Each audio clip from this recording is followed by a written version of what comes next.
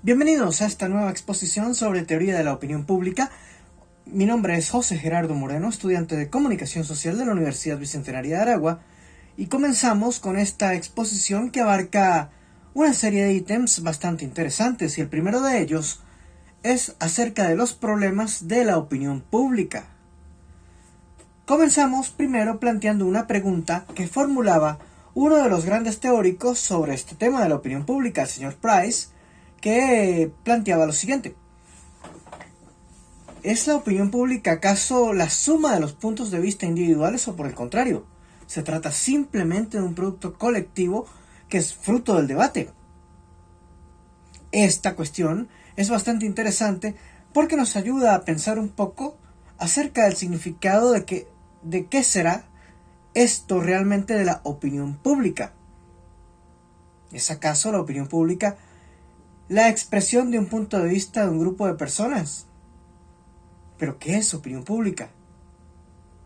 Hace muchísimos años se expresaba que la opinión pública era parte de la opinión de las élites, y quien controlara la opinión de las élites controlaba el funcionamiento del Estado.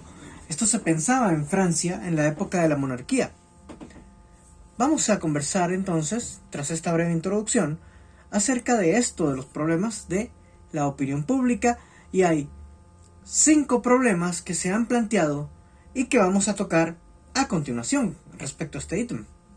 Se habla, por ejemplo, de la falta de competencia, y es que las reservas respecto a la capacidad del público para dirigir justamente los asuntos públicos datan de muy atrás, por lo menos desde la época de Platón.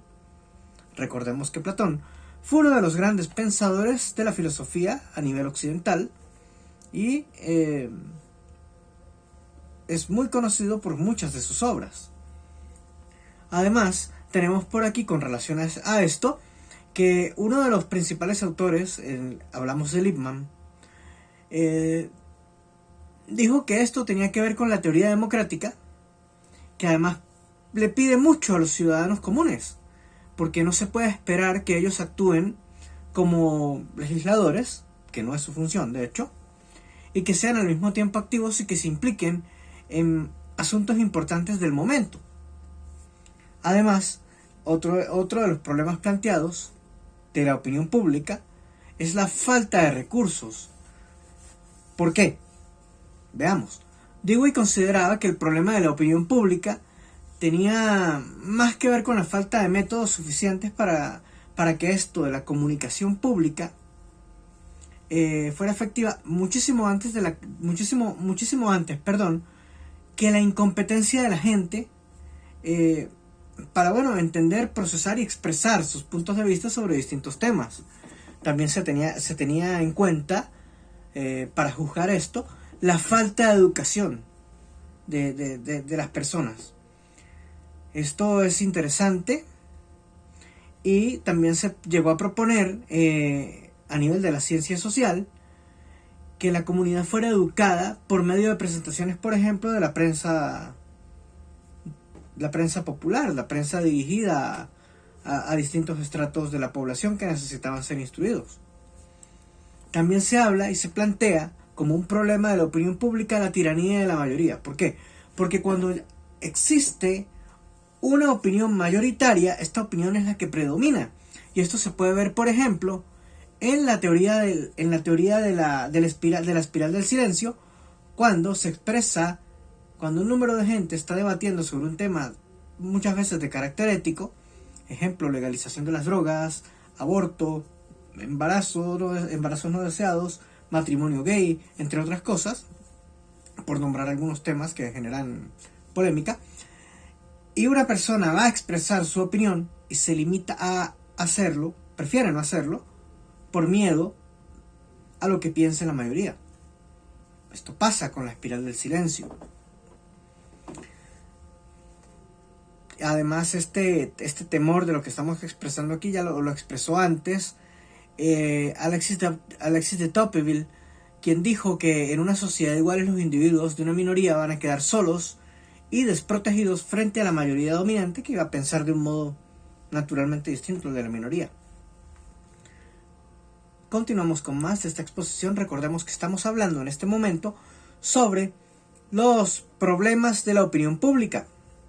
Tenemos otro ítem con respecto a este tema, y es que también se presenta la posibilidad de la susceptibilidad a la persuasión. Esto especialmente se da en enunciados que son muy emocionales y no racionales. Pasa, por ejemplo, con los mensajes que se emiten en política. ¿Por qué? Porque estos apuntan a la emoción y no al raciocinio de las personas. En este punto, claro que Price destacaba la capacidad de los medios de comunicación que podían generar una conducta tonta o irracional en las masas. Y esto es absolutamente cierto y probado. Hablamos finalmente en este punto, para cerrar lo relacionado a los problemas de la opinión pública, sobre los dominios de las élites. Y es que, lo mencionaba ya antes, aquí se trataba de domesticar la creencia de las masas mediante la opinión o el manejo que las élites hacían sobre la mayoría. Esto se da mucho en temas de comunicación política, cuando la élite gobernante quiere básicamente manejar y dominar a la población. Continuamos con más de esta exposición de opinión pública. Pasamos ahora a conversar sobre lo que tiene que ver con el público, su composición y su variación. Tenemos por aquí que Foot y Hart definieron 5 fases de formación del público. Hablemos de ellas. Tenemos la fase del problema. Es interesante porque en este nivel, un individuo o un grupo de individuos o personas se dan cuenta de que existe una situación X y intentan identificarla e intentan entender cuáles serían sus posibles consecuencias. Puede suceder que en este nivel, en este primer nivel, la gente sabe que existe el problema, sabe que debe solucionarlo, pero no tiene realmente claro cómo debe hacerlo. Pasamos a la fase siguiente, y es la fase de la propuesta. Llegados a este nivel, se presentan una o muchas otras fórmulas que van a solucionar el problema. La gente procede a evaluarlo y a conocer la dimensión real del problema. Y además se presentan propuestas para resolver definitivamente el asunto planteado. Pasamos a una tercera fase, que es la fase política. En política todo se discute y todo se acuerda. Aquí pasa algo parecido, porque todos los aspectos relacionados al problema y las soluciones se van a discutir abiertamente entre los presentes en este nivel. Y es que las personas más implicadas en este asunto van a tratar de influir en los demás a fin de que las soluciones que ellos presenten sean adoptadas y se puedan aplicar. Bien, pasamos ahora a la fase programática, y básicamente consiste en que en este nivel se van a ejecutar las acciones y propuestas planteadas para solucionar el problema. Y la fase de evaluación no es otra cosa que un nivel de evaluación de las soluciones presentadas, y se mide el nivel de efectividad o la falta de efectividad en la ejecución de las soluciones planteadas para resolver el problema. Claro, aquí hay que decir que normalmente quienes hacen en este nivel la supervisión o contraloría para evaluar si se ejecutaron o no las soluciones, si se hicieron bien o no, son las minorías que tienen menos involucramiento en el problema, pero que se molestan por lo menos en supervisar y ver si todo se hizo bien o no. Esto es entonces lo relacionado al público, su composición y variación.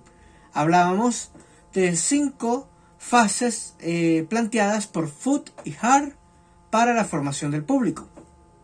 Pasamos ahora a conversar sobre la composición del público. Tenemos que Lippmann y Blumer presentaron en su momento una tesis en la que ellos afirmaban que existían 2 tipos de públicos.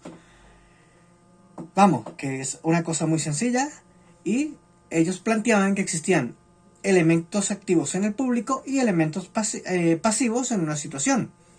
Y hablaban de una situación de actores y de espectadores.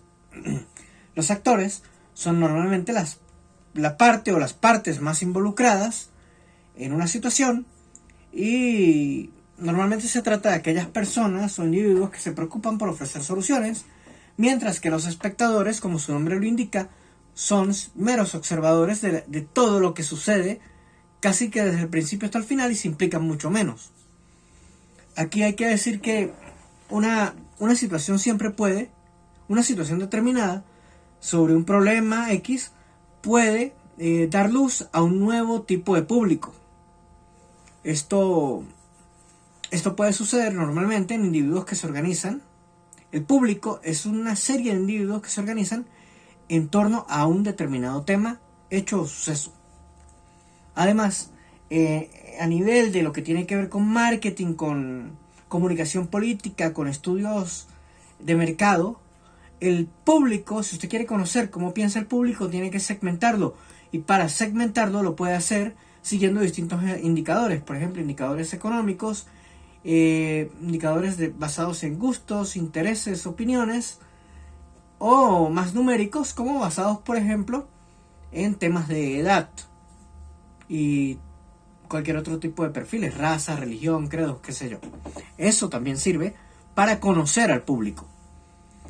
Ahora sí, hay algo que hay que acotar, y es que también es cierto que el público y la opinión de masas son tomados muchas veces como referencias en estudios serios, como encuestas que buscan medir la opinión pública sobre determinados asuntos.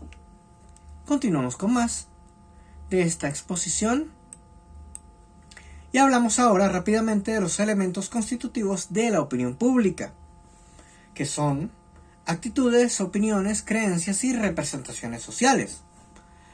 Los avances metodológicos que surgieron, que ocurrieron a mediados de los años 30 del siglo XX, del pasado siglo XX, permitieron medir ya no solo las opiniones, sino también las actitudes y las creencias.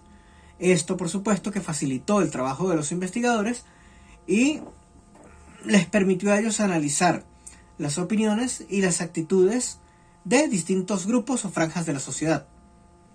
Claro que esto ha permitido que se efectuaran después sondeos de opinión y de conocimiento del público y del mercado mucho más completos, para que se pudiera, por ejemplo, estudiar las opiniones y las actitudes del público sobre cualquier tipo de tema. Recordemos además aquí algo que es bastante importante, que hay que tener en cuenta, y es que las opiniones son un hecho de carácter observable para el investigador, mientras que las actitudes no lo son. ¿Por qué? Porque las actitudes son algo intrínseco de la persona. Las opiniones son parte racional, mientras que las actitudes tienen un elemento más bien emocional. Continuamos con más y estamos casi sobre el final de esta exposición, y vamos a cerrar con un último tema, que es lo relacionado a las bases psicosociales de la opinión.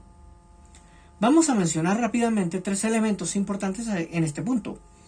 Son los esquemas, que son una formación cognitiva del individuo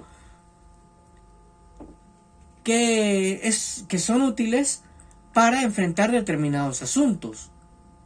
Los esquemas, desde luego, son algo que existe a nivel interno del individuo,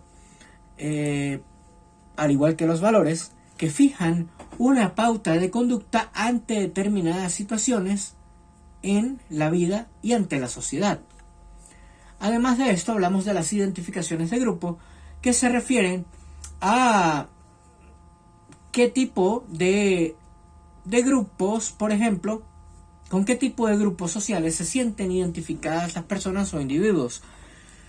He mencionado todo esto porque estos tres puntos o 3 aspectos terminan normalmente entrelazándose y van a influir finalmente en la creación y expresión de opiniones. Recordemos aquí, para cerrar, que las creencias, las percepciones y las actitudes también juegan un rol muy importante en la formación y la expresión de la opinión. Mi nombre es José Gerardo Moreno y agradezco mucho su tiempo Y me despido, recuerden seguirme en Twitter, @GerardoMoreno82.